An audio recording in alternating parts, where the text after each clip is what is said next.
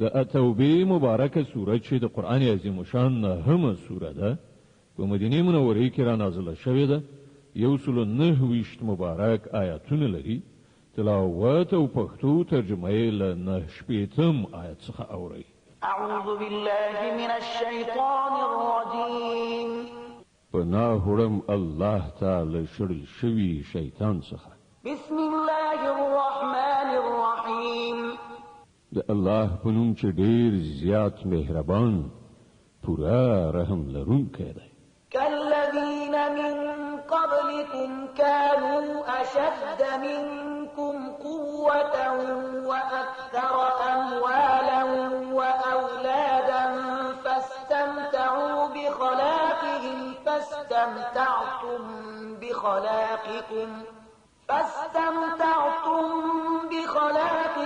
كما استمتع الذين من قبلكم بخلاقهم وخضتم كالذي خاضوا أولئك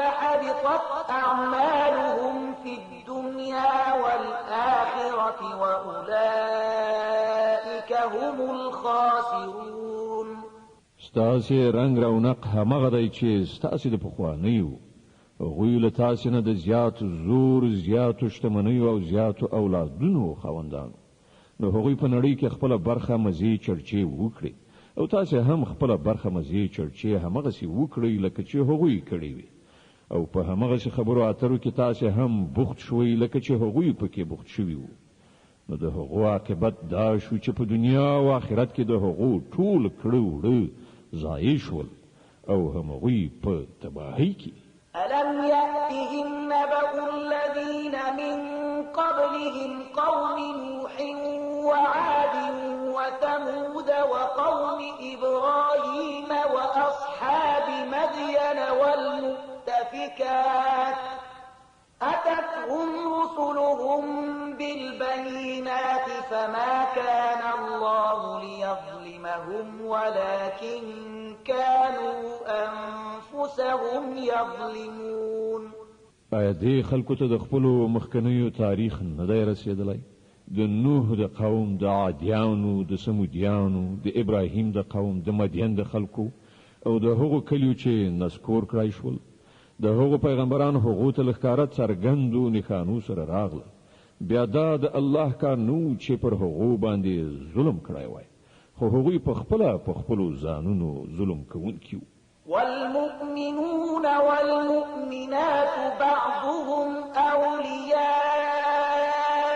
بعض يأمرون بالمعروف وينهون عن المنكر ويقيمون الصلاة ويؤتون الزكاة ويطيعون الله ورسوله أولئك سيرحمهم الله إن الله عزيز حكيم مؤمنان نارینه او مؤمنان ښځې دا ټول د یو بل دوستان دي په ښو چارو امر او له بدیو نه منع کوي لمونځونه قایموي زکات ورکوي او د الله او د هغه د پیغمبر اطاعت کوي دا هغه کسان دي چې پر هغو باندې به د الله رحمت نازلي بشک الله پر ټول بر لاس او د حکمت خاوند دی وعد الله المؤمنين والمؤمنات جنات تجري من تحتها الأنهار خالدين فيها ومساكن طيبة في جنات عدن ورضوان من الله أكبر ذلك هو الفوز العظيم لدغه مؤمنانو نارینه او ښځو سره د الله وعده ده چې دوی ته به داسې باغونه ورکړي چې تر هغو لاندې به ویالې بهیږي او دوی به پکې د تل لپاره اوسي په هغو تل ښېرازه باغونو کې به د دوی لپاره ستره استوګنځی وي او تر هر څه زیات دا چې د الله رضا به ور په برخه وي همدا ستر بری دی يا أيها النبي جاهد الكفار والمنافقين واغلظ عليهم ومأواهم جهنم وبئس المصير. ای پیغمبره له کافرانو او منافقانو دواړو سره په پوره طاقت مقابله وکړه او له هغو سره ډیر سخت برخورد وکړه. په پای کې د هغو هستوګنځی دوزخ دی او هغه د اوسېدو ډیر ناکاره ځای دی. يحلفون بالله ما قالوا ولقد قالوا كلمة الكفر وكفروا بعد إسلامهم وهموا بما لم ينالوا وما نقموا إلا أن أغناهم الله ورسوله من فضله فإن يتوبوا يك خيرا لهم وإن يتولوا يعذبهم الله عذابا أليما في الدنيا والآخرة وما لهم في الأرض من ولي ولا نصير. دا خلق په خدای باندې قسمونه کوي وایي چې موږ هغه خبره نه ده کړې. په داسې حال کې چې دوی ارومرو هغه د کفر خبره کړې ده. هغوی له اسلام راوړلو نه وروسته د کفر مرتکب شول او هغوی د هغه څه د کولو اراده وکړه چې وی نشو کړای. د هغو دا ټوله غوسه په دې خبره ده چې الله او د هغه پیغمبر په خپل لورین سره هغوی شتمن کړي دي. اوس که دوی له خپل دغه کړنچارې نه راوګرځي نو د همدوی لپاره ښه ده او که دوی راونه ګرځي نو الله به دوی ته ډیره دردناکه سزا ورکړي هم په دنیا کې او هم په آخرت کې او په ځمکه کې هیڅ څوک داسې نشته چې د دوی ملاتړ او مرستندوی وي. ومنهم من عاهد الله لئن آتانا من فضله لنصدقن ولنكونن من الصالحين. له دوی نه ځینې داسې هم دي چې هغو له الله سره وعده کړې وه چې که هغه په خپل فضل سره پر موږ لورینه وکړه نو موږ به خیرات ورکړو او نیک عمله وشو. فلما آتاهم من فضله بخلوا به وتولوا وهم معرضون. وکله چې الله په خپل فضل سره هغوی شتمن کړل نو هغوی بخیلي غوره کړه او له خپلې وعدې څخه داسې وګرځېدل چې په هغې باندې پروا قدر نشته. فأعقبهم نفاقا في قلوبهم إلى يوم يلقونه بما أخلفوا الله ما وعدوه وبما كانوا يكذبون. نتیجه دا راووتله چې د هغوی د دې بدلوزۍ له امله چې له الله سره یې وکړه او د هغو دروغو له امله چې هغوی وایي الله د هغو په زړونو کې نفاق واچوو چې د هغه حضور ته د هغو د وړاندې کېدو تر ورځې پورې به په هغه پسې تګ پرې نږدي. ألم يعلموا أن الله يعلم سرهم ونجواهم وأن الله علام الغيوب. دا خلق په دې نه دي پوهېدلي چې الله ته آن د هغو پټ رازونه او پټې مشورې ښکاره دي او هغه له ټولو غیبي خبرو څخه په پوره ډول خبر دی.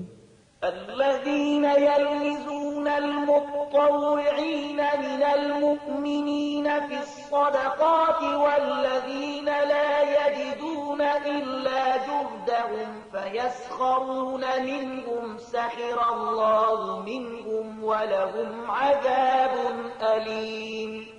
هغه پیژني هغه بخیل شتمن چې د هغو مؤمنانو په مالی قربانیو باندې تبصرې کوي چې په خوښه او مینه یې لګوي او په هغو کسانو پورې مسخري کوي چې له هغو سره د خدای په لار کې د لګولو لپاره له دې پرته نور څه نشته چې هغوی پر خپل ځان باندې تکلیف تیروي او لګښت کوي. الله په دې ملنډو وښونکو پورې مسخري کوي او د هغو لپاره دردناکه سزا ده.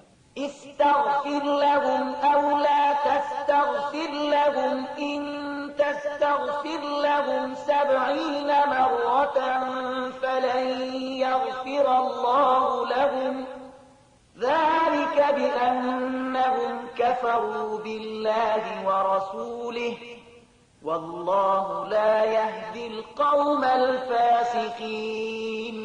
ای پیغمبره که ته داسې خلکو لپاره بخښنه وغواړي او که یې ونه غواړي که ته اویا ځله هم د دوی د بخښنې هیله وکړې نو الله به هغوی هیڅکله ونه بخي ځکه چې هغوی په الله او د هغه په پیغمبر باندې کافر شوي دي او الله فاسقانو ته د رغېدو لاره نه ښیي. فرح المخلفون بمقعدهم خلاف رسول الله وكرهوا أن يجاهدوا بأموالهم وأنفسهم في سبيل الله وقالوا لا تنفروا في الحر قل نار جهنم أشد حرا لو كانوا يفقهون. کوم خلکو ته چې د بیرته پاتې کېدو رخصت ورکړای شوی وو هغوی د الله له پیغمبر سره د ملګرتیا په نه کولو او په کور کې کېناستلو باندې خوشاله شول او دا یې خوښه نشوه چې د الله په لاره کې په سر او مال سره جهاد وکړي. هغوی خلکو ته وویل چې په دې سخته ګرمۍ کې جهاد ته مه وځئ. دوی ته ووایه چې د دوزخ اور له دې نه زیات ګرم دی. کاشکې له هغو سره د دې شعور وای. فليضحكوا قليلا وليبكوا كثيرا جزاء بما كانوا يكسبون. اوس په کار ده چې دا خلک خندا کم کړي او ژاړي زیات ځکه کومه بدی چې دوی کوي د هغې جزا هم داسې ده چې دوی ته پر هغې باندې ژړا پکار ده. فإن رجعك الله إلى طائفة منهم فاستأذنوك للخروج فقل لن تخرجوا معي أبدا ولن تقاتلوا معي عدوا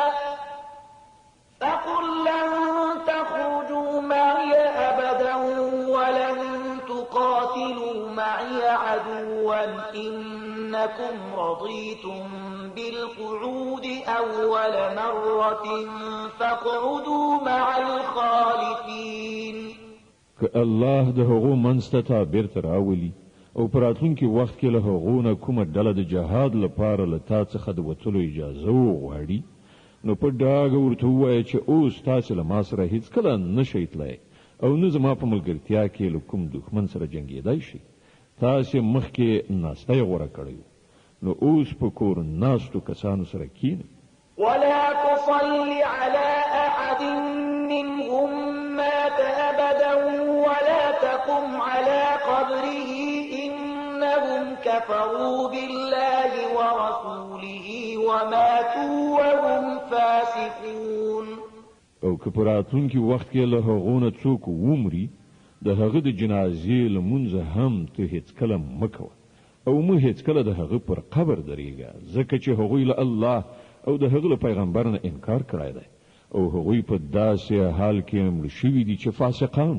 ولا تعجبك أموالهم وأولادهم إنما يريد الله أن يعذبهم بها في الدنيا وتزهق أنفسهم وهم كافرون.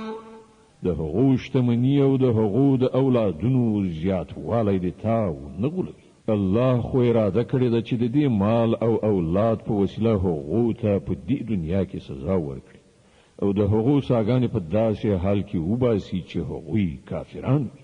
وإذا أنزلت سورة أن آمنوا بالله وجاهدوا مع رسوله استأذنك أولو الطول منهم وقالوا ذرنا لكم مع القاعدين. کله به چې کومه سوره په دې مضمون نازله شوه چې الله ومني او د هغه د پیغمبر په ملګرتیا کې جهاد وکړي نو تا ولیدل چې کوم خلک چې له هغو څخه د قدرت خاوندانو هغوی له تا څخه دا غوښتنه وکړه چې هغوی دې په جهاد کې له برخې اخیستلو نه معاف کړی شي او هغوی وویل چې موږ پرېږده چې له ناستو کسانو سره پاتې شو. رضوا بأن يكونوا مع الخوالف وطبع على قلوبهم فهم لا يفقهون. هغوی په کور ناستو کسانو کې شاملېدل غوره کړل او د هغو پر زړونو باندې مهر ووهل شو ځکه خو هغوی اوس په هیڅ نه پوهېږي.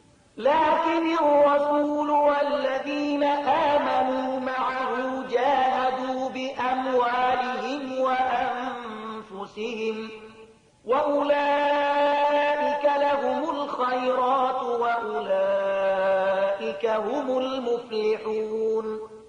د دې برعکس پیغمبر او هغو کسانو چې له پیغمبر سره ایمان راوړی وو په خپل سر او مال سره جهاد وکړ اوس ټول ښېګڼې د همغو لپاره دي او همغوی بری مندونکي دي.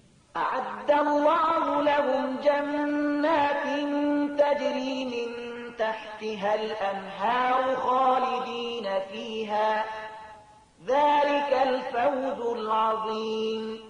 الله د هغو لپاره داسې باغونه تیار کړي دي چې تر هغو لاندې ویالې بهیږي په هغو کې به د تل لپاره اوسیږي. دا د ډېر ستر بریالیتوب.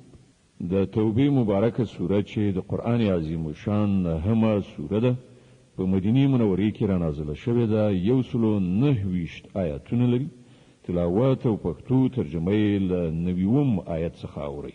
وجاء المعذرون من الأعراب ليؤذن لهم وقعد الذين كذبوا الله ورسوله سيصيب الذين كفروا منهم عذاب أليم. لباندچی یعنی د باندو د اوسیدونکو عربونه هم ډیر خلک راغلل چې هغوی عذرونه وکړل ترڅو چې هغو ته هم د بیرته پاتې کېدو رخصت ورکړی شي. په دې توګه هغه خلک چې هغوی له الله او د هغه پیغمبر سره د ایمان دروغجنه وعده کړې و کېناستل. له دې باندچیانو یعنی د باندو د اوسیدونکو چې کومو خلکو د کفر کړنلاره غوره کړې ده ډیر ژر به هغوی له دردناک عذاب سره مخامخ شي. ليس على الضعفاء ولا على المرضى ولا على الذين لا يجدون ما ينفقون حرج إذا نصحوا لله ورسوله ما على المحسنين من سبيل والله غفور رحيم. په کمزورو او ناروغانو او هغو کسانو چې د جهاد لپاره مال او وسله نه لري کومه ګناه نشته که دوی له وتلو نه پاتې شول که چیرې دوی د الله او د هغه د رسول په خاطر نورو ته نصیحت وکړي په نیکانو د اعتراض کومه لاره نشته او الله بخونکی او مهربان دی. ولا على الذين إذا ما أتوك لتحملهم قلت لا أجد ما أحملكم عليه تولوا وأعينهم تفيض من الدمع حزنا ألا يجدوا ما ينفقون.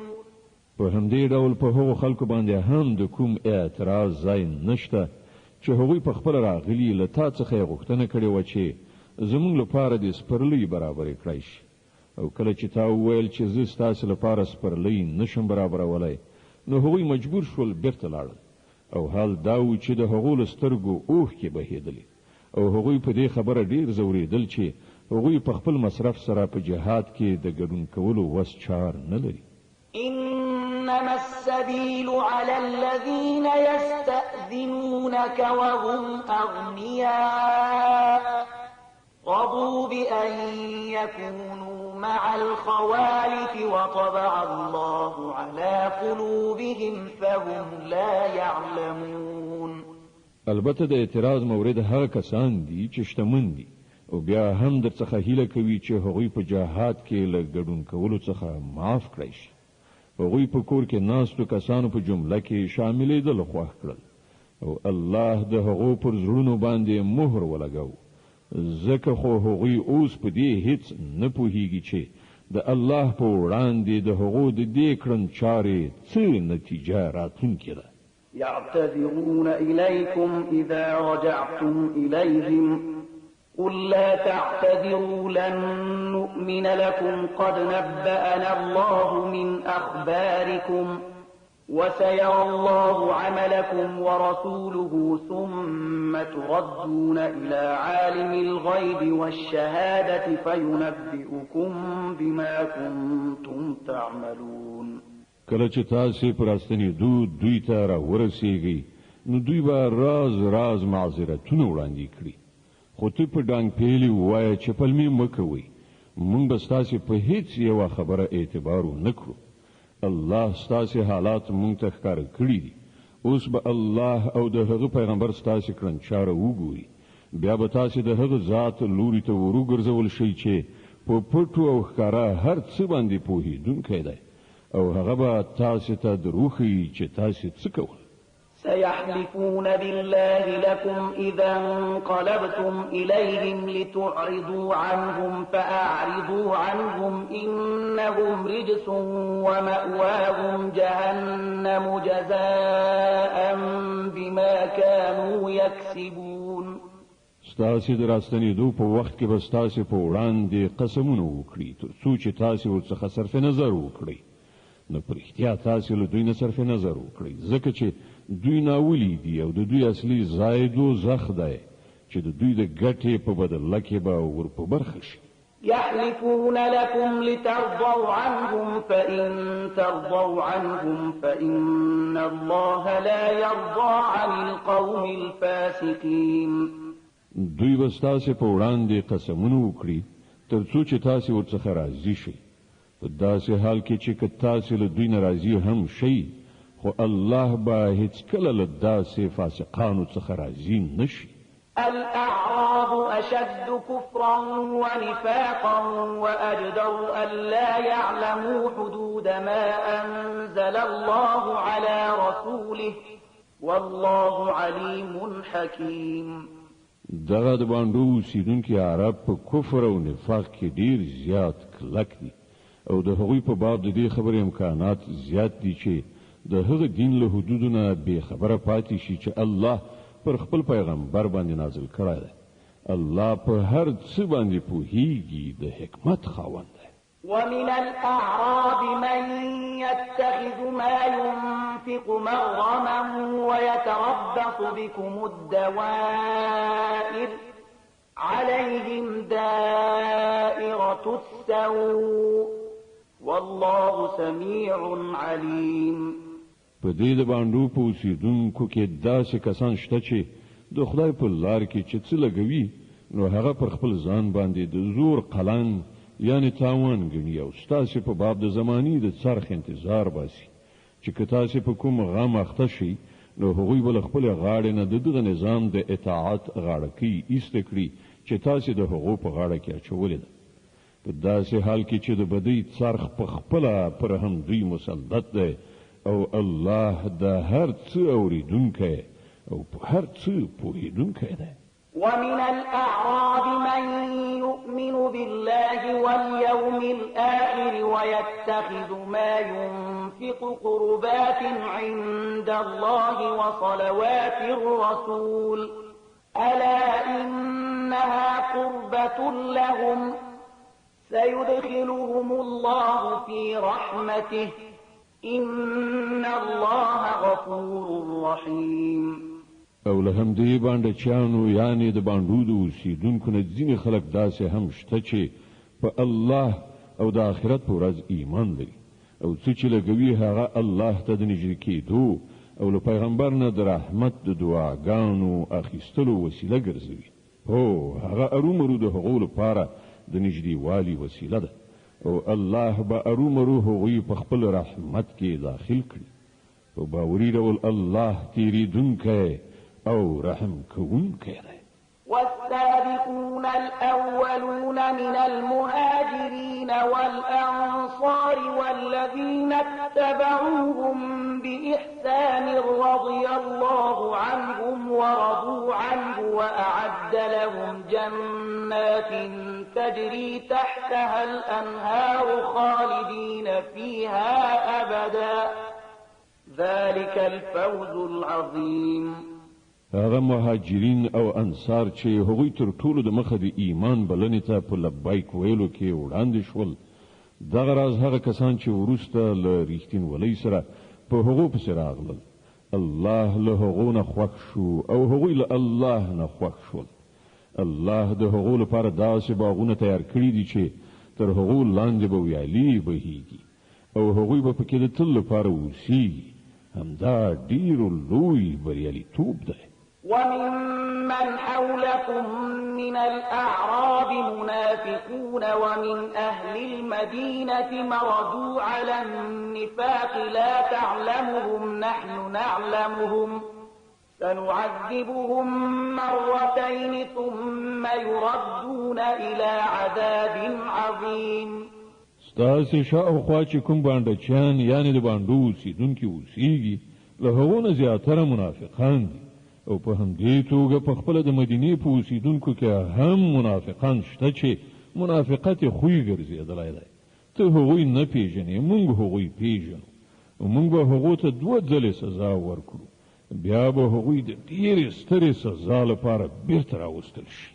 وآخرون اعترفوا بذنوبهم خلقوا عملا صالحا وآخر سيئا عسى الله أن يتوب عليهم إن الله غفور رحيم.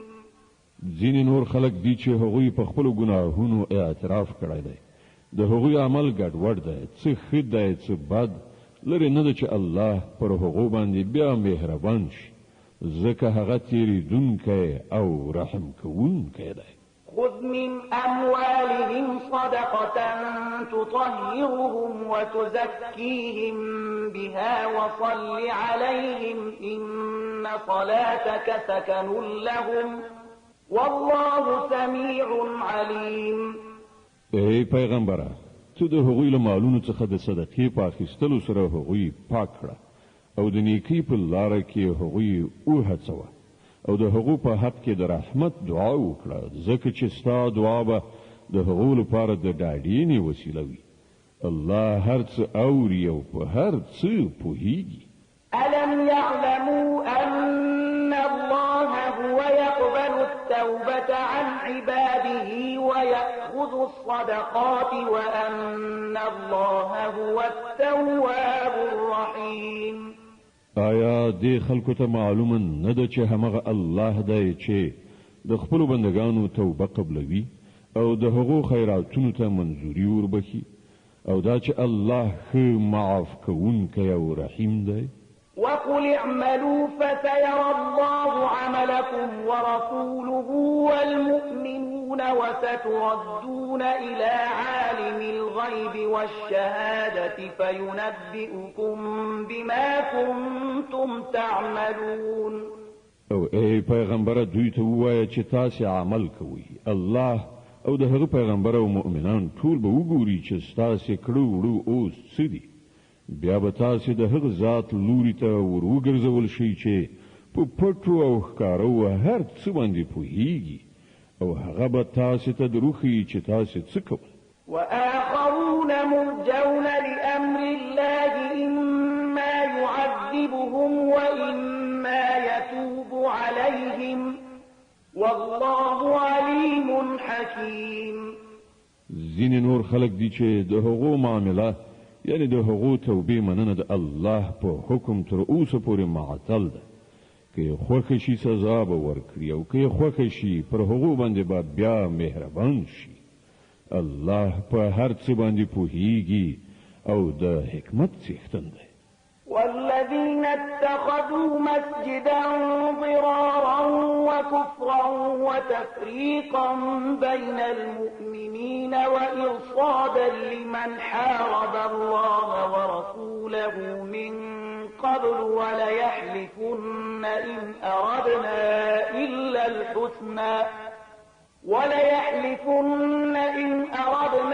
إلا الحسنى والله يشهد إنهم لكاذبون.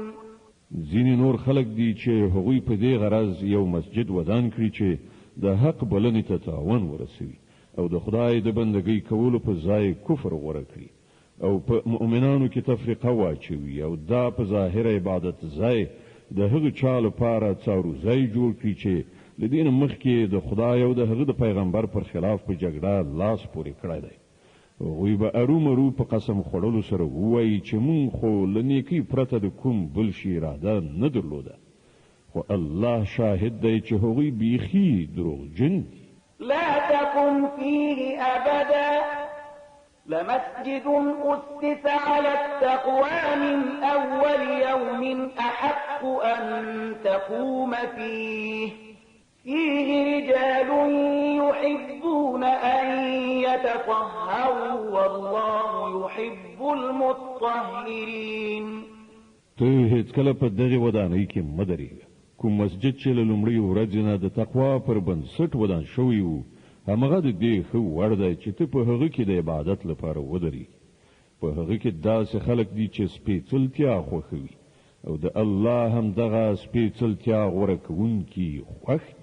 أفمن أسس بنيانه على تقوى من الله ورضوان خير أم من أسس بنيانه على شفا جرف هار فانهار به في نار جهنم والله لا يهدي القوم الظالمين. نو ستاسې څه ګمان دی چې غوره انسان هغه دی چې هغه د خپلې ودانۍ بنسټ د خدای په ویره او د هغه د رضا په غوښتنه ایښی وي یا هغه چې خپله ودانۍ د یو کمر په کاواکه لغم خوړلې غاړه باندې درولي وي او له هغه سره نیغ په نیغه د دوزخ په اور کې وغورځېږي. الله داسې ظالمانو ته هیڅکله لاره نه ښیي. لا يزال بنيانهم الذي بنوا ريبة في قلوبهم إلا أن تقطع قلوبهم والله عليم حكيم. دا ودانۍ چې هغوی جوړه کړې ده تل به د هغو په زړونو کې د بې باورۍ سبب وګرځي چې د هغې د ویستلو اوس کومه لاره چاره نشته پرته له دې نه چې د هغو زړونه ټوټه ټوټه شي. الله ډیر ښه خبر او د حکمت خاوند دی. د التوبې مبارکه سوره چې د قرآن عظیم شان نهمه سوره ده په مدینه منورې کې را نازله شوې ده.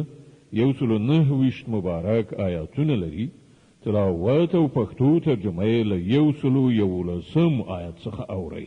إن الله اشترى من المؤمنين أنفسهم وأموالهم بأن لهم الجنة يقاتلون في سبيل الله فيقتلون ويقتلون وعدا عليه حقا في التوراة والإنجيل والقرآن ومن أوفى بعهده من الله فاستبشروا ببيعكم الذي بايعتم به وذلك هو الفوز العظيم.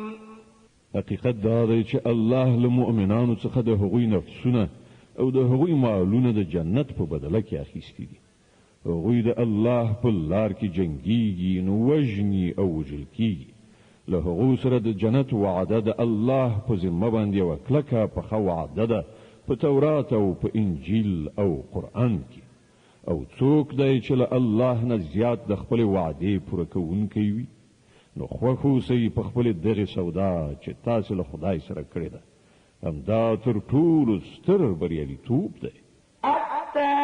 التائبون العابدون الحامدون السائحون الراكعون الساجدون الآمرون بالمعروف والناهون عن المنكر والحافظون لحدود الله وبشر المؤمنين.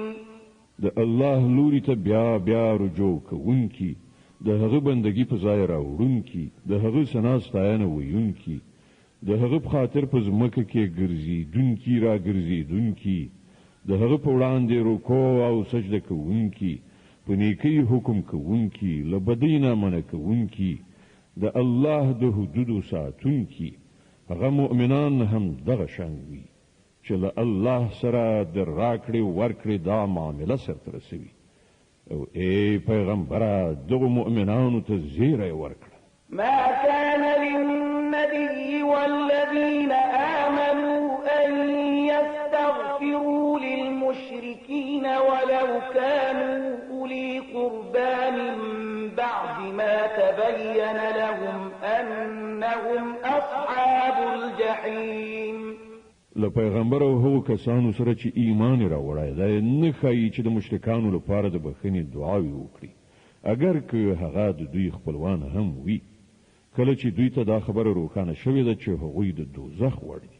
وما كان استغفار إبراهيم لأبيه إلا عن موعدة وعدها إياه فلما تبين له أنه عدو لله تبرأ منه إن إبراهيم لأواه حليم.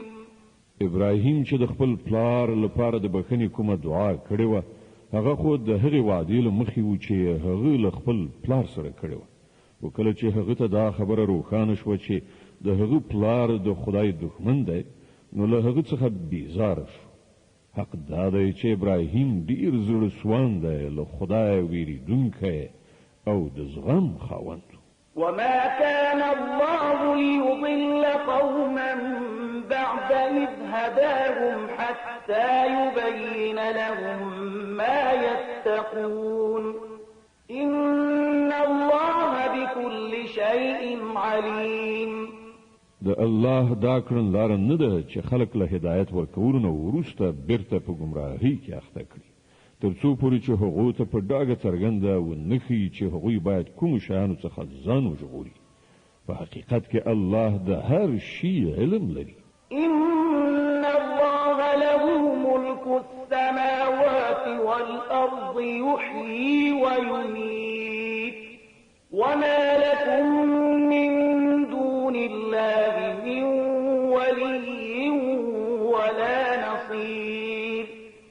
او دا هم واقعیت دی چې د آسمانونو او ځمکې سلطنت د همغه الله په لاس کې دی.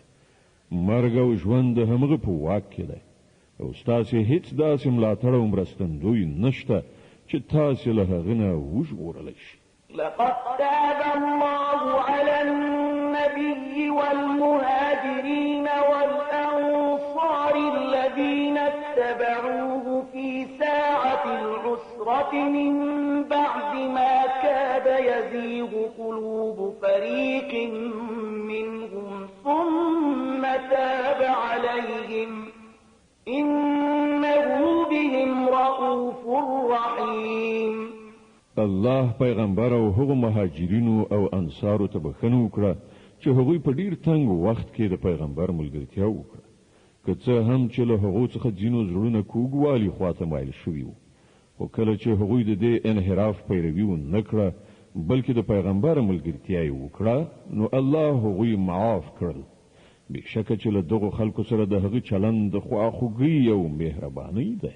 وعلى الثلاثة الذين خلفوا حتى إذا ضاقت عليهم الأرض بما رحبت وضاقت عليهم أنفسهم وظنوا أن لا ملجأ من الله إلا إليه ثم تاب عليهم ليتوبوا إن الله هو التواب الرحيم.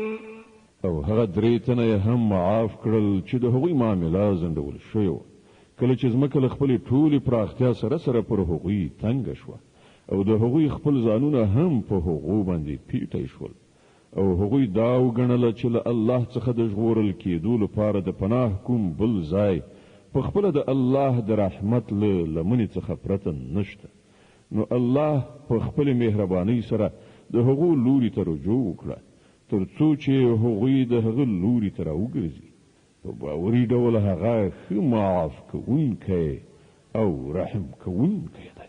يا أيها الذين آمنوا اتقوا الله وكونوا مع الصادقين. اے مؤمنانو له الله نه ویریږئ او د رښتینو خلکو ملګري شئ. ما كان لأهل المدينة ومن حولهم من الأعراب أن يتخلفوا عن رسول الله ولا يرغبوا بأنفسهم عن نفسه ذلك بأنهم أنهم لا يصيبهم ظمأ ولا نصب ولا مخمصة في سبيل الله ولا يطؤون موطئا يبيض الكفار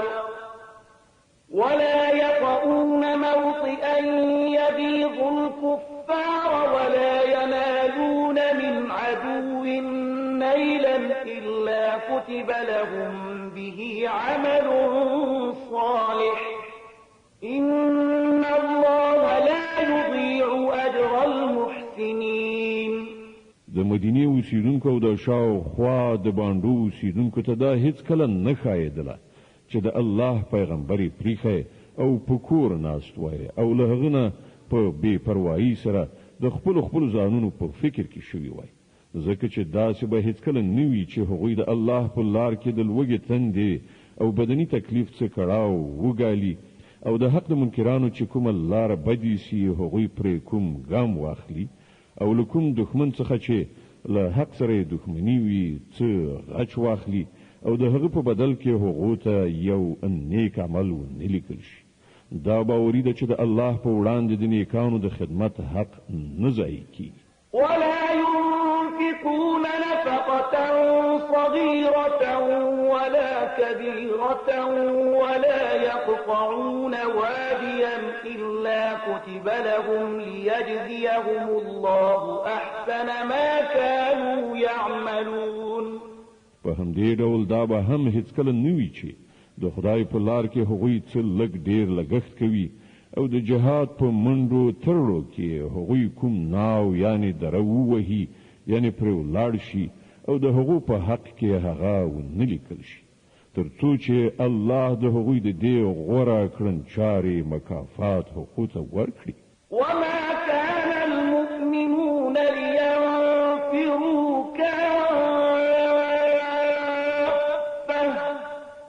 فلولا نفر من كل فرقة منهم طائفة ليتفقهوا في الدين ولينذروا قومهم إذا رجعوا إليهم لعلهم يحذرون. او دا څه ضروري نه و چې مؤمنان ټول له مخې وتلي وای، خو داسې ولې ونه شو چې د هغوی د نفوسو له هرې برخې نه یو څه کسان وتلي وای او د دینی پوهې له تحصیل نه وروسته بیرته راستانه شوي او د خپلې سیمې اوسیدونکي خبردار کړي وای تر څو هغوی له غیر اسلامي چارچلن نه ډډه کړې وای. يا أيها الذين آمنوا قاتلوا الذين يلونكم من الكفار وليجدوا فيكم غلظة واعلموا أن الله مع المتقين. ای مؤمنانو د حق له هغو منکرانو سره وجنګیږئ چې تاسو ته نږدې دي او باید هغوی په تاسو کې سختي ومومي او وپوهیږئ چې الله د پرهیزګارانو ملګری دی. وإذا ما أنزلت سورة فمنهم من يقول أيكم زادته هذه إيمانا فأما الذين آمنوا فزادتهم إيمانا وهم يستبشرون.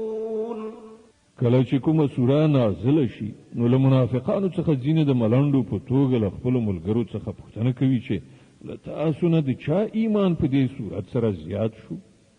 د دې ځواب دا دی کومو کسانو چې ایمان راوړی دی د هغو په ایمان کې خو په واقع کې د هرې نازلېدونکې سورې زیاتوالی راوستی دی او هغوی پرې خوشحاله دي. وأما الذين في قلوبهم مرض فزادتهم رجسا إلى رجسهم وماتوا وهم كافرون. البته د کوم خلکو په زړونو کې چې د منافقت ناروغي لګېدلې وه د هغو په پخوانۍ پلیدۍ باندې هرې نوې سورې یوه بله پلیدي زیاته کړه او هغوی د مرګ تر شیبو پورې په همدې کفر کې اخته پاتې شو. أولا يرون أنهم يفتنون في كل عام مرة أو مرتين ثم لا يتوبون ولا هم يتذكرون وإذا ما أنزلت سورة نظر بعضهم إلى بعض هل يراكم من أحد ثم انصرفوا صرف الله قلوبهم بأنهم قوم لا يفقهون آیا دوی نګوري چې هر کال یو دوه ځلې په ازمویښت کې اچول کیږي خو په دې سره سم هم نه توبه باسي او نه کوم درس اخلي کله چې کومه سوره نازلیږي نو دوی په سترګو کې یو له بل سره غږیږي چې چېرته څوک یعنی مسلمانان خو تاسې نه ویني بیا غلي ووځي تښتي الله د دوی زړونه اړولي دي ځکه چې دوی ناپوه خلک دي لقد جاءكم رسول من أنفسكم عزيز عليه ما عنتم حريص عليكم بالمؤمنين رؤوف رحيم وګورئ تاسې ته یو پیغمبر راغلی دی چې په خپله له همدا تاسې څخه دی په زیان کې ستاسې لوېدل پر هغه باندې ګران تمامېږي هغه ستاسې د رغېدنې حرصناک دی د مؤمنانو لپاره هغه خواخوږی او زړهسواندی دی فإن تولوا فقل حسبي الله لا إله إلا هو عليه توكلت لرونکی دی ألف لام را تلك آيات الكتاب الحكيم الف لام را دا د هغه کتاب آیاتونه دي چې له حکمت نه ډک دی أكان للناس عجبا أن أوحينا إلى رجل منهم أن أنذر الناس وبشر الذين آمنوا أن لهم قدم صدق عند ربهم قال الكافرون إن هذا لساحر مبين آیا د خلکو لپاره د حیرانتیا ځای و کله چې موږ له دوی څخه یو سړي ته وحی وکړه چې کافران وویروه او هغو کسانو ته چې ایمان راوړی زیری ورکړه چې دوی ته د دوی د پروردګار په نزد داسې نیک اجر دی چې مخکې له مخکې ورکړی شوی کافران وویل چې بېشکه دا سړی ښکاره کوډګر دی إن ربكم الله الذي خلق السماوات والأرض في 6 أيام ثم استوى على العرش يدبر الأمر ما من شفيع إلا من بعد إذنه ذلكم الله ربكم فاعبدوه أفلا تذكرون حقیقت دا دی چې ستاسې رب هماغه خدای دی چې آسمانونه او ځمکه یې په شپږو ورځو کې پیدا کړل بیا د خپل حکومت پر تخت باندې ځلانده شو او د کائناتو انتظام چلوي هیڅوک شفاعت یعنی سپارښت کوونکی نشته مګر دا چې د هغه له اجازې وروسته شفاعت وکړي همدا الله ستاسې رب دی نو تاسې د همغه عبادت وکړئ آیا نو تاسې به په اوښ کې را نشئ یعنې پند نه اخلئ إليه مرجعكم جميعا وعد الله حقا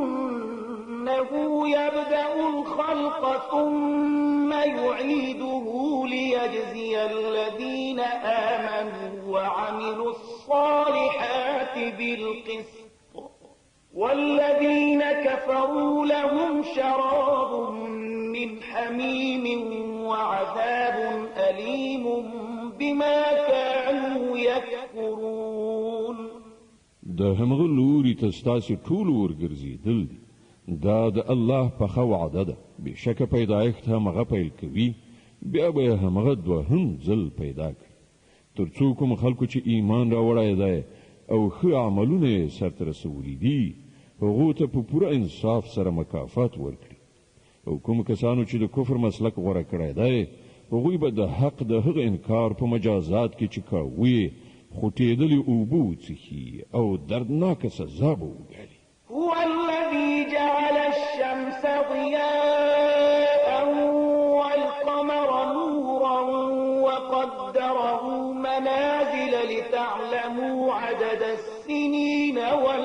حساب ما خلق الله ذلك إلا بالحق يفصل الآيات لقوم يعلمون په مغده چې لمر رون او سپوږمۍ روښانه پیدا کړې ده او د سپوږمۍ د نری کېدو غټېدو پړاوونه په منظم ډول ټاکلي دي تر څو چې تاسو په هغو سره د کلونو او نیټو حساب معلوم کړئ الله دا هر څه د لوبې په ډول نه بلکې له مقصد سره پیدا کړي دي هغه خپل نښانې د هغو خلکو لپاره چې علم لري په روښانه څرګند توګه وړاندې کوي إن في اختلاف الليل والنهار وما خلق الله في السماوات والأرض لآيات لقوم يتقون په یقیني ډول د شپې او ورځې په اوښتلو راوښتلو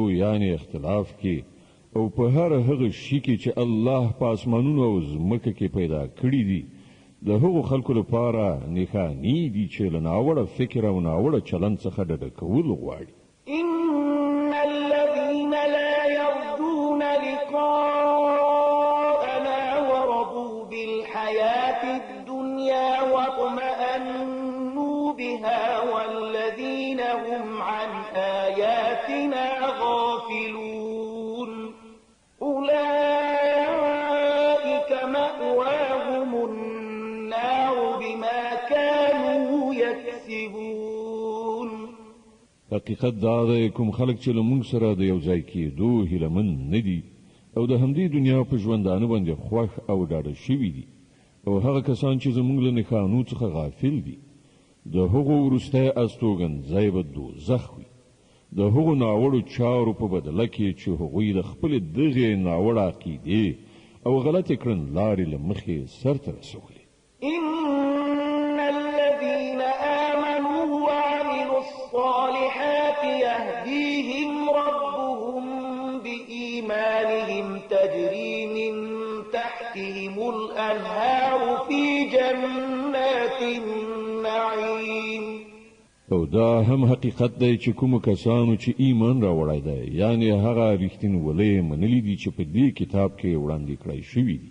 او غوره چارې سرته رسولي دي هغوی به د هغو رب د هغو د ایمان له امله پر سمه لاره وخوځوي له نعمت څخه په ډکو جنتونو کې به د هغوی لاندې ویالې بهیږي دعواهم فيها سبحانك اللهم وتحيتهم فيها سلام وآخر دعواهم أن الحمد لله رب العالمين هلته به د هغوی نارې داوي چې پاکې ته ای خدایه د هغوی دعا به داوي چې سلامتیا دې وي او د هغوی هر وینا به په دې سره پای ته رسیږي چې ټوله ثنا ستاینه یوازې د الله رب العالمین لپاره ده ولو يعجل الله للناس الشر استعجالهم بالخير لقضي إليهم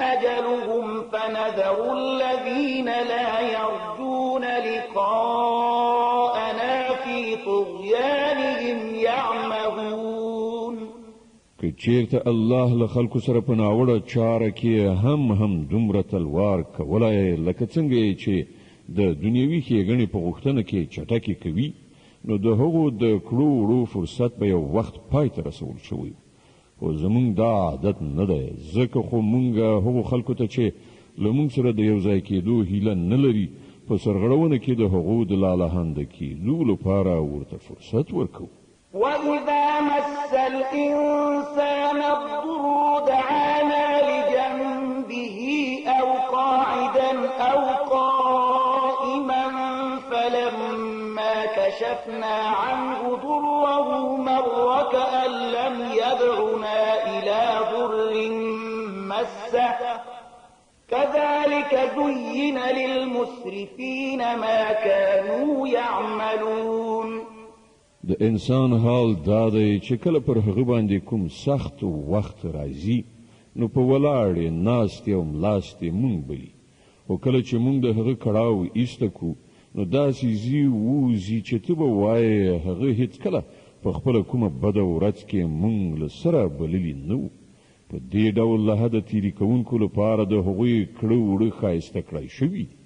ولقد أهلكنا القرون من قبلكم لما ظلموا وجاءتهم رسلهم بالبينات وما كانوا ليؤمنوا كذلك نجزي القوم المجرمين.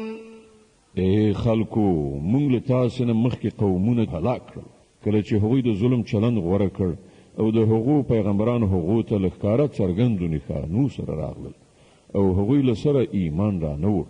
په دې ډول موږ مجرمانو ته د هغو جرمونو بدله ورکوو.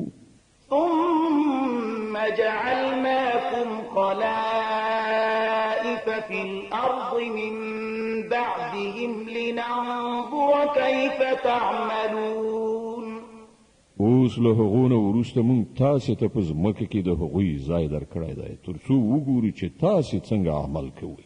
وإذا تتلى عليهم آياتنا بينات قال الذين لا يرجون لقاءنا ائت بقرآن غير هذا أو بدله قل ما يكون لي أن أبدله من تلقاء نفسي إن أتبع إلا ما يوحى إلي إني أخاف إن عصيت ربي عذاب يوم عظيم.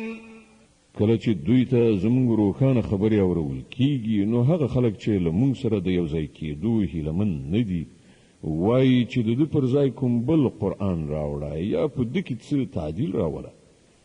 محمده دوی ته ووایه زما دا کار نه دی چې له خپله ځانه په ده کې څه تعدیل او ترمیم وکړم.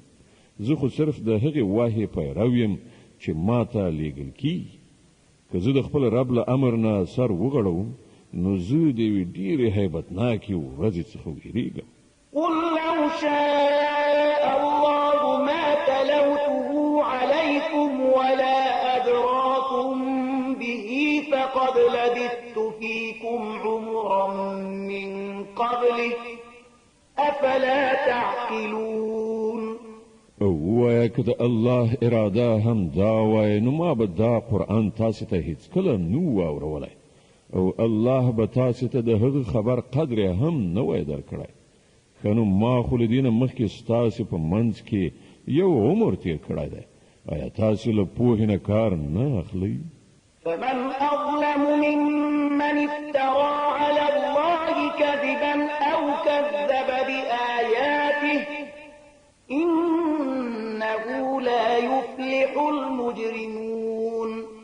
نو له هغه نه به غټ ظالم بل څوک وي چې یوه د دروغو خبره له ځانه جوړه کړي د الله لوري ته منسوب کړي او یا د الله واقعي آیاتونه دروغ ګڼي. دا باوري ده چې مجرمان هیڅکله نشي بریالي کېدای. ويعبدون من دون الله ما لا يضرهم ولا ينفعهم ويقولون هؤلاء شفعاؤنا عند الله قل أتنبئون الله بما لا يعلم في السماوات ولا في الأرض سبحانه وتعالى عما يشركون. دا خلک له خدایه پرته د هغه څه عبادت کوي چې نه ورته ګټه رسوي شي او نه تاوان وایي چې دا د الله په وړاندې زموږ سپارښتګر دي. محمده دوی ته ووایه آیا تاسې الله له هغې خبرې نه خبروئ چې پر هغې باندې هغه نه په اسمانو کې پوهیږي نه په ځمکه کې.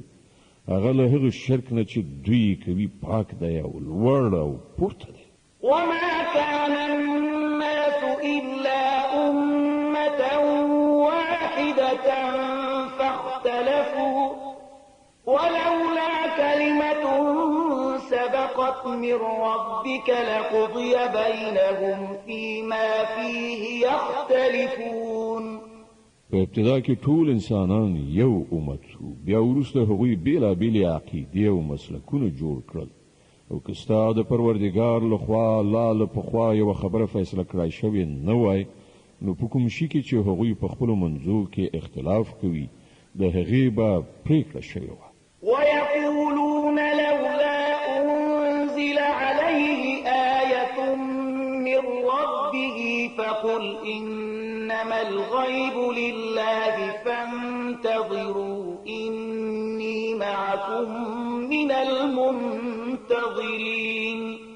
او دا چې هغوی وایي چې په دې پیغمبر باندې د ده د رب له لوري څه کومه اندېښانه ولې نازله نه شوه نو دوی ته ووایه د غیبو څښتنه واکمن خو یوازې الله دی. ښه ده سترګې په لاره اوسئ زه هم له تاسې سره منتظر یم.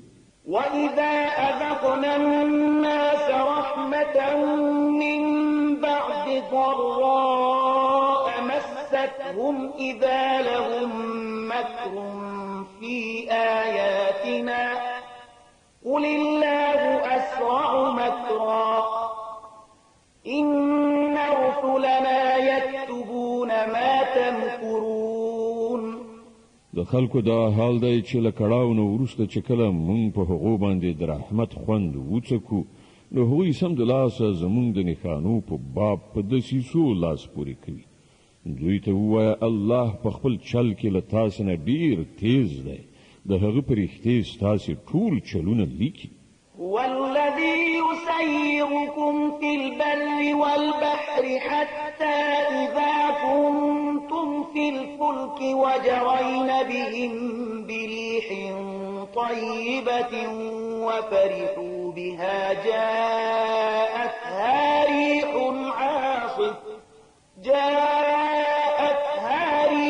عاصف وجاءهم الموج من كل مكان وظنوا أنهم أحيط بهم دعوا الله مخلصين له الدين لئن أنجيتنا من هذه لنكونن من الشاكرين. هماغه الله دی چې تاسې په وچه او لمده کې ګرځوي لکه چې کله تاسې په کښتیو کې په سپرېدو په موافق باد سره خوشحاله سوکاله سفر کوئ او بیا په ناڅاپي ډول مخالف توند باد راوالوځي او له هرې خوا نه څپې څپانده کېږي او مسافران انګیري چې په طوفان کې راګیر شول. په هغه وخت کې ټول خپل دین یوازې د الله لپاره خالصوي او داسې دعاګانې غواړي چې که تا مونږ ته له دې بلا څخه نجات راکړ نو مونږ به شکر ویستونکي بندګان شو. فلما أنجاهم إذا هم يبغون في الأرض بغير الحق يا أيها الناس إنما بغيكم على أنفسكم متاع الحياة الدنيا ثم إلينا مرجعكم فننبئكم بما كنتم تعملون. خو هغه چې کله هغوی وژغوري نو بیا هم هغه خلک له حق څخه په انحراف کولو په ځمکه کې په سرکشۍ لاس پورې کوي. خلکو ستاسې دا سرکشي برعکس همدا ستاسې په زیان تمامه شوې ده. د دنیا څو ورځني خوندونه دي واخلئ بیا زمونږ لوري ته ستاسې راګرځېدل دي. په هغه وخت کې به مونږ در وښیو چې تاسې څه کول. إنما مثل الحياة الدنيا كماء أنزلناه من السماء فاختلط به نبات الأرض مما يأكل الناس والأنعام حتى إذا أخذت الأرض زخرفها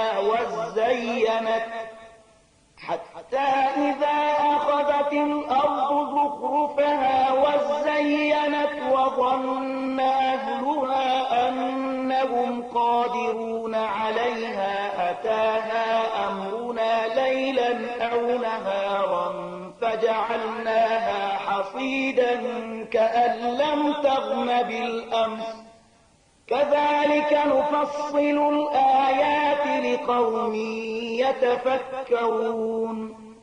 د دنیا د دغه ژوندانو مثال چې تاسې د هغه په نشه کې مست یې زموږ له نښانو څخه غفلت کوئ داسې دی لکه چې له اسمان نه موږ اوبه ورولې نو د ځمکې حاصلات چې انسانان او څاروي ټول خوري ښه ګڼ شول.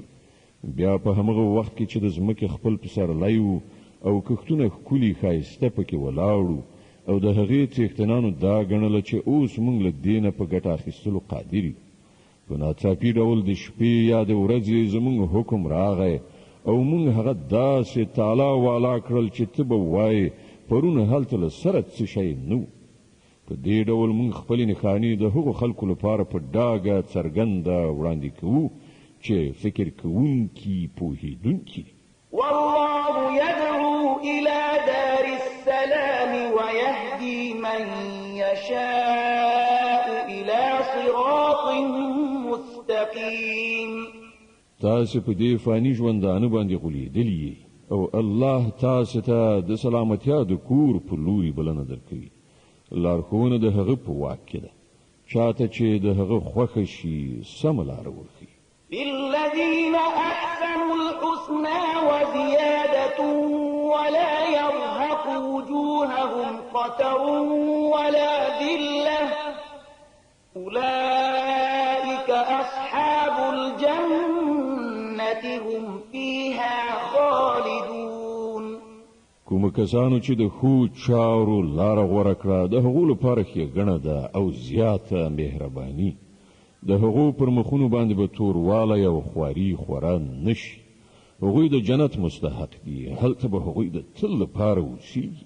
والذين كسبوا السيئات جزاء سيئة بمثلها وترهقهم ذلة ما لهم من الله من عاصم كأنما أغشيت وجوههم قطعا من الليل مظلما أولئك أصحاب النار هم فيها خالدون. او کوم خلکو چې د بدیو ګټه کړې ده د هغو چې څنګه بدی ده همغسې بدله به ومومي. خواري به ورباندې مسلط وي. هیڅوک بل الله نه د هغو ژغورونکی نه وي. د هغو پر مخونو باندې به داسې ترږمۍ خوره شوي وي لکه چې د شپې تورې پردې ورباندې غوړېدلې وي. هغوی د دوزخ وړ دي. هلته به هغوی د تل لپاره اوسیږي. ويوم نحشرهم جميعا ثم نقول للذين أشركوا مكانكم أنتم وشركاؤكم فزيلنا بينهم وقال شركاؤهم ما كنتم إيانا تعبدون. په کومه ورځ چې موږ دوی ټول په یو ځای په خپله محکمه کې راپاڅوو بیا هغو خلکو ته چې شرک یې کړی دی وایو چې په خپل ځای ایسار شي. هم تاسې او هم ستاسې جوړ کړي شریکان. بیا به موږ د دوی له منځه د بیګانه توب پرده ایسته کړو او د دوی شریکان به ووایي چې تاسې خو زموږ عبادت نه کوو. فكفى بالله شهيدا بيننا وبينكم إن كنا عن عبادتكم لغافلين. زمونږ او ستاسې په منځ کې د الله شاهدي کافي ده چې که تاسې زمونږ عبادت کوو هم خو موږ ستاسې له دې عبادت نه بیخي بېخبره وو. هنالك تبلو كل نفس ما أسلفت وردوا إلى الله مولاهم الحق وضل عنهم ما كانوا يفترون. په هغه وخت کې به هر څوک د خپلو کړو وړو خوند وڅکي. ټول به د خپل حقیقي څښتن خواته وروګرځول شي او هغه ټول دروغ چې دوی جوړ کړي وو ورک به شي. قل من يرزقكم من السماء والأرض أم من يملك السمع والأبصار ومن يخرج الحي من الميت ويخرج الميت من الحي ومن يدبر الأمر فسيقولون الله فقل أفلا تتقون. نو دوی نه پوښتنه وکړه څوک تاسې ته له اسمانه او ځمکې نه روزي درکوي؟ دا د اورېدو او لیدو قواوې د چا په واک کې دي؟ څوک ژوندی له مړي او مړی له ژوندي راباسي، څوک د مخلوقاتو د دې نظم تدبیر کوي. هغوی به ارومرو ووایي چې الله. ووایه نو تاسې د حقیقت پر خلاف تګ کولو نه ډډه نه کوئ. فذلكم الله ربكم الحق فماذا بعد الحق إلا الضلال فأنا تصرفون. په دغو صفتونو سره خو همدا الله ستاسې حقیقي رب دی، نو له حقه وروسته له ګمراهۍ پرته نور څه پاتې شول؟ ښه نو تاسې کومې خواته اړول کیږئ؟ كذلك حقت كلمة ربك على الذين فسقوا أنهم لا يؤمنون. ای پیغمبره وګوره، په دغسې نافرمانۍ غوره کوونکو باندې ستا د رب خبره رښتینې شوه چې هغوی به منونکي نه شي. قل هل من شركائكم من يبدأ الخلق ثم يعيده قل الله يبدأ الخلق ثم يعيده فأنا تؤفكون. له دوی نه پوښتنه وکړه، ستاسې په انګېرل شوو شریکانو کې څوک شته چې لومړی پیدا کول یې هم کړي وي او دوهم ځل پیدا کول هم وکړي؟ ووایه هغه یوازې الله دی چې لومړی پیدا کول هم کوي او دوهم ځل هم. نو تاسې دا په کومه چپه لاره باندې خوځول کیږئ؟ قل هل من شركائكم من يهدي إلى الحق قل الله يهدي للحق أفمن يهدي إلى الحق أحق أن يتبع أم من لا يهدي إلا أن يهدى فما لكم كيف تحكمون. له دوی نه پوښتنه وکړه، ستاسې په ګڼل شوو شریکانو کې څوک داسې هم شته چې د حق لوري ته رهبري کوي؟ ووایه هغه یوازې الله دی چې د حق لارښوونه کوي. ښه نو وښیي څوک چې د حق خواته لارښوونه کوي هغه د دې زیات وړ دی چې د هغه پیروي وشي، یا هغه چې په خپله لاره نه مومي مګر دا چې ورته لاره وښودله شي. ښه نو پر تاسې باندې څه شوي دي؟ څنګه چپه چپه فیصلې کوئ؟ وما يتبع أكثرهم إلا ظنا إن الظن لا يغني من الحق شيئا إن الله عليم بما يفعلون. حقیقت دا دی چې له دوی نه زیاتره خلک یوازې په انګېرنې او ګمان پسې روان دي، په داسې حال کې چې ګمان د حق اړتیا یو بڅره یې هم نه پوره کوي.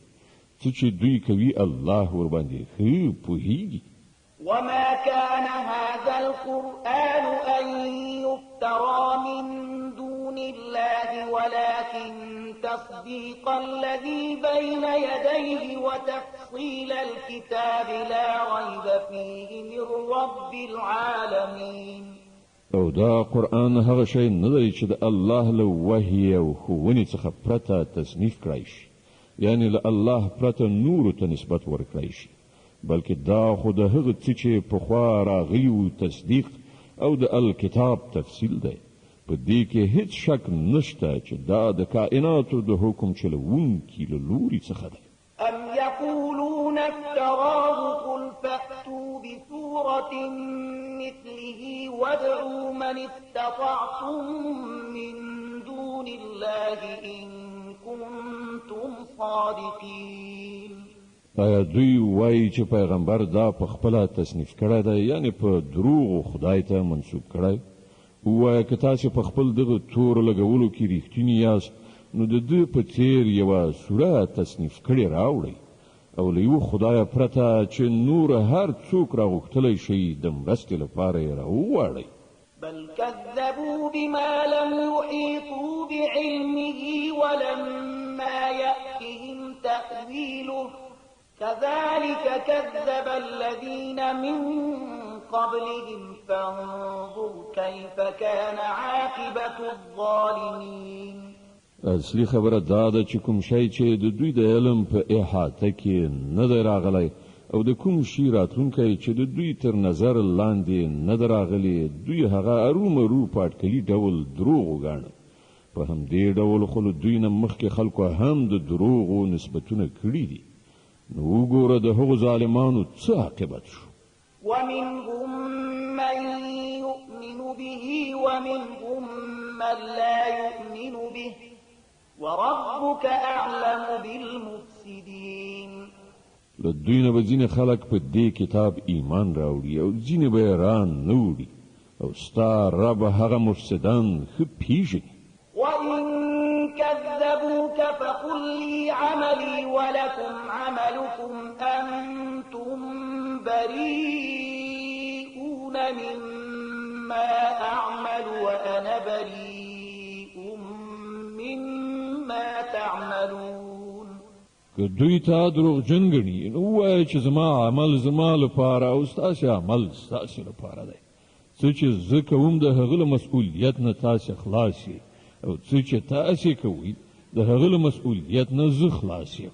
ومنهم من يستمعون إليك أفأنت تسمع الصم ولو كانوا لا يعقلون. په دوی کې ډېر داسې خلک دي چې ستا خبرې اوري خو آیا ته به کاڼه واوروې که هغوی په هیڅ باندې هم ونه پوهېږي. ومنهم من ينظر إليك أفأنت تهدي العمي ولو كانوا لا يبصرون. له دوی څخه زیاتره کسان دي چې تا ته ګوري خو آیا ته ړندو ته لاره ښیې که هغوی هیڅ نه ویني. إن الله لا يظلم الناس شيئا ولكن الناس أنفسهم يظلمون.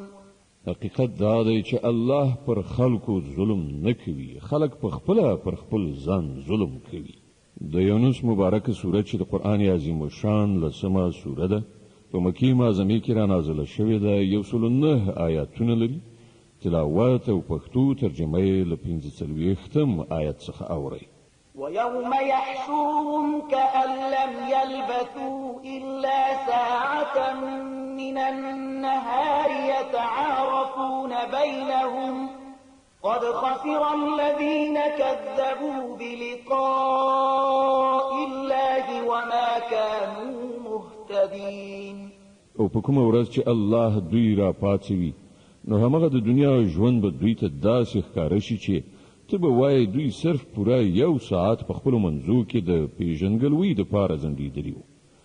په هغه وخت کې به په پلټنه ثابته کړی شي چې په واقع کې هغه کسان سخت له زیان سره مخامخ شول چې له الله سره یو ځای کېدلې دروغ وګڼل او هیڅکله هغوی پر سمه لاره نه وو. وإما نرينك بعض الذي نعدهم أو نتوفينك فإلينا مرجعهم ثم الله شهيد على ما يفعلون.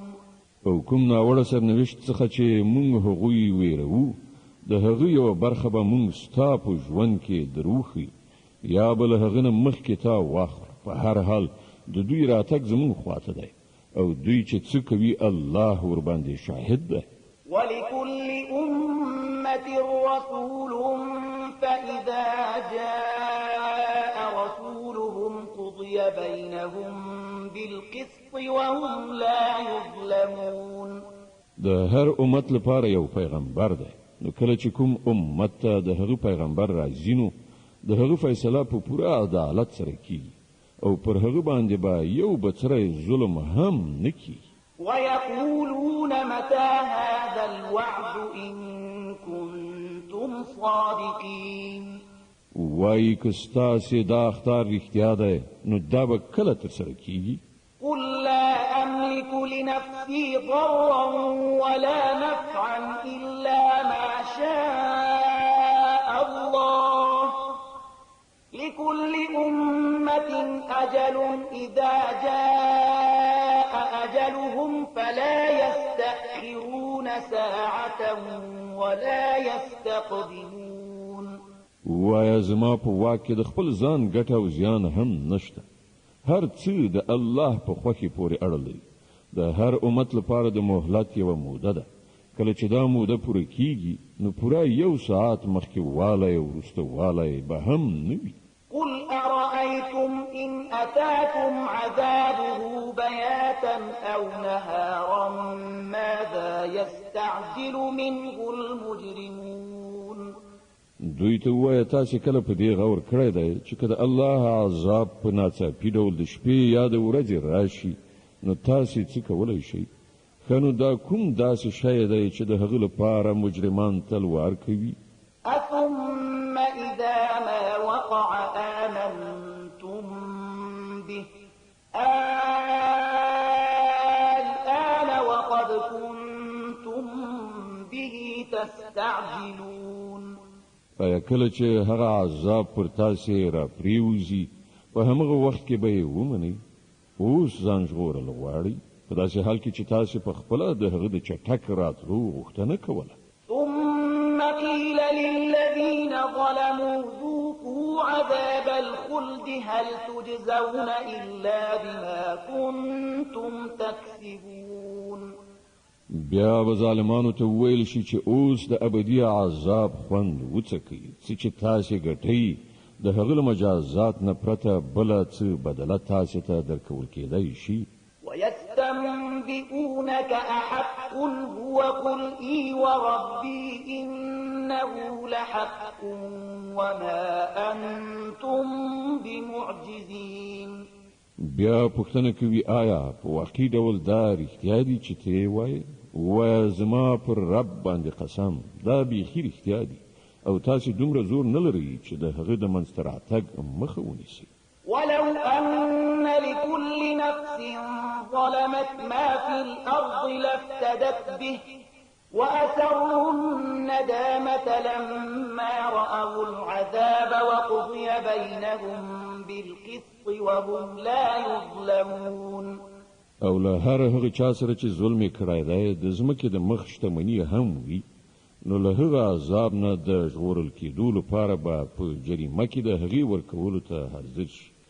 کله چې دا خلک هغه عذاب وګوري نو په زړه زړه کې به پښیمانه شي خو د هغو په منځ کې به په پوره عدالت سره پریکړه وشي. هیڅ ظلم به پر هغو باندې نه وي. ألا إن لله ما في السماوات والأرض ألا إن وعد الله حق ولكن أكثرهم لا يعلمون. واوري په اسمانونو او ځمکه کې چې هر څه دي د الله دي. واوري د الله وعده رښتیا ده خو زیاتره انسانان نه پوهیږي. هو يحيي ويميت وإليه ترجعون. هماغه ژوند بخي او هماغه مرګ ورکوي او د همغه په لوري ستاسې ټولو ورګرځېدل دي. يا أيها الناس قد جاءتكم موعظة من ربكم وشفاء لما في الصدور وهدى ورحمة للمؤمنين. ای خلکو تاسې ته ستاسې د رب له لوري نصیحت راغلی دی. دا هغه شی دی چې د زړونو د ناروغیو شفا ده او د مؤمنانو لپاره هدایت او رحمت ده. قل بفضل الله وبرحمته فبذلك فليفرحوا هو خير مما يجمعون. ای پیغمبره ووایه چې دا د الله فضل او د هغه مهرباني ده چې دا شی واستو. په دې باندې خو باید خلک خوشحالي وکړي. دا له ټولو هغو شیانو څخه ډېر غوره دی چې خلک یې راغونډوي. قل أرأيتم ما أنزل الله لكم من رزق فجعلتم منه حراما وحلالا قل الله أذن لكم أم على الله تفترون. ای پیغمبره دوی ته ووایه تاسې کله په دې کې فکر کړی دی چې کومه روزي چې الله تاسې ته راکوزه کړې وه له هغې تاسې په خپله ځینې حرام او ځینې حلال وګرځول. له دوی نه پوښتنه وکړه الله تاسې ته د دې اجازه درکړې وه او که تاسې پر الله باندې دروغ تړئ. وما ظن الذين يفترون على الله الكذب يوم القيامة إن الله لذو فضل على الناس ولكن أكثرهم لا يشكرون کوم کسان چې پر الله باندې دا دروغ تړي د هغو څه ګمان دی چې د آخرت په ورځ به له هغو سره څه معامله وشي الله خو پر خلکو باندې د مهربانۍ نظر لري خو زیاتره انسانان داسې دي چې شکر نه باسي د یونس مبارکه سوره چې د قرآن عظیم الشان لسمه سوره ده په مکې معظمې کې را نازله شوې ده 109 مبارک آیاتونه لري تلاوت او پښتو ترجمه یې له 1 آیت څخه اورئ وما تكون في شأن وما تتلو منه من قرآن ولا تعملون من عمل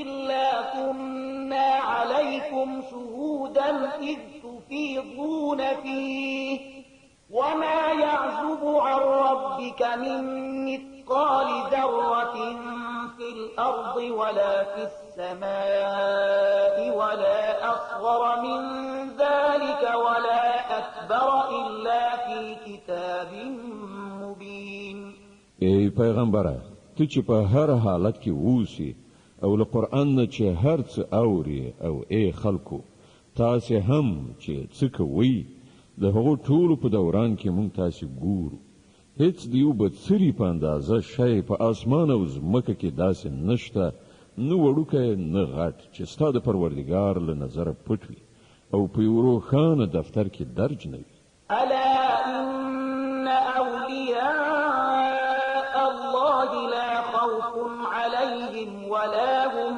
يحزنون الذين آمنوا وكانوا يتقون واوري څوک چې د الله دوستان دي ایمان راوړی دی د تقوا کړنلاره غوره کړې ده پر هغو باندې کومه ویره او کړاو نشته لهم البشرى في الحياة الدنيا وفي الآخرة لا تبديل لكلمات الله ذلك هو الفوز العظيم د دنیا او آخرت دواړو په ژوندانه کې د هغو لپاره زیری دی د الله خبرې نشي بدلیدلی همدا لوی بریالیتوب دی ولا يحزنك قولهم إن العزة لله جميعا هو السميع العليم ای پیغمبره دا خلک چې په تا پورې کومې خبرې تړي هغه دې تاون نه زوروي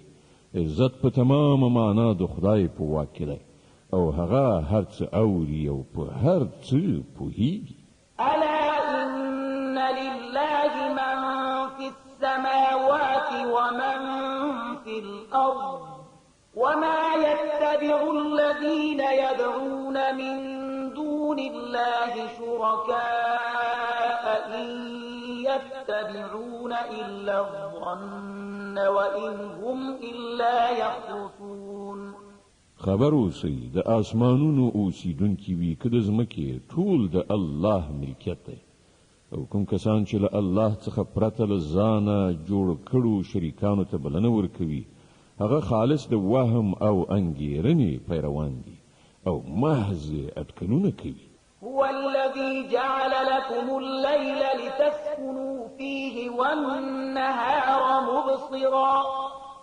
إن في ذلك لآيات لقوم يسمعون دماغ الله دی چې ستاسو لپاره شپه پیدا کړې ده چې په هغې کې آرام وکړئ او ورځ یې روښانه ګرځولې ده په دې کې د هغو خلکو لپاره نښانې دي چې په خلاصو غوږونو د پیغمبر صلی الله علیه وسلم بلنه اوري قالوا اتخذ الله ولدا سبحانه هو الغني له ما في السماوات وما في الأرض إن عندكم من سلطان بهذا أتقولون على الله ما لا تعلمون خلکو وویل چې الله څوک زوی نیولی دی سبحان الله هغه خو بې نیازه دی په اسمانونو او ځمکه کې چې څه دي ټول د هغه ملکیت دی له تاسې سره د دې وینا لپاره دلیل څه دی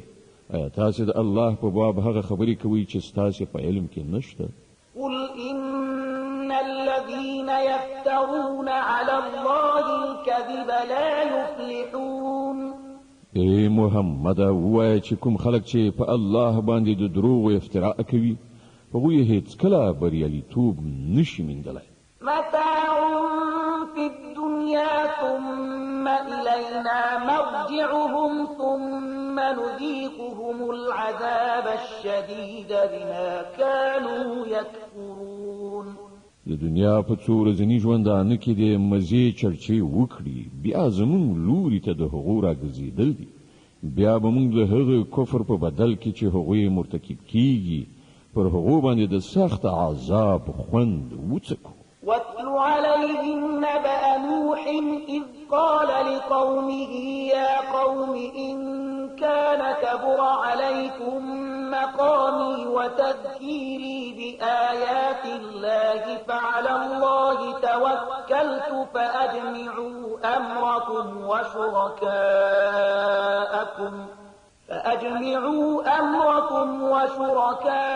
وشركاءكم ثم لا يكن أمركم عليكم غمة ثم اقضوا إلي ولا تنظرون. دوی ته د نوح قصه واوروه. د هغه وخت کیسه چې کله هغه خپل قوم ته ویلي و چې ای زما قومه که ستاسې په منځ کې زما اوسېدل او د الله د آیاتونو په بیا اورولو سره له غفلت نه ستاسې راویښول ستاسې لپاره له زغم نه پورته شوي دي نو زما توکل پر الله باندې دی. تاسې د خپلو انګېرلو شریکانو په ملګرتیا سره یوه پریکړه وکړئ او هر څه پلان چې ستاسې په نظر کې وي پر هغه ښه فکر غور وکړئ تر څو چې د هغه کوم اړخ ستاسې له نظره پټ پاتې نشي. بیا زما پر خلاف هغه عملي کړئ او ما ته هیڅ کله مهلت مه راکوئ. صدق الله العظيم. الله ستر رښتیا ویونکی دی.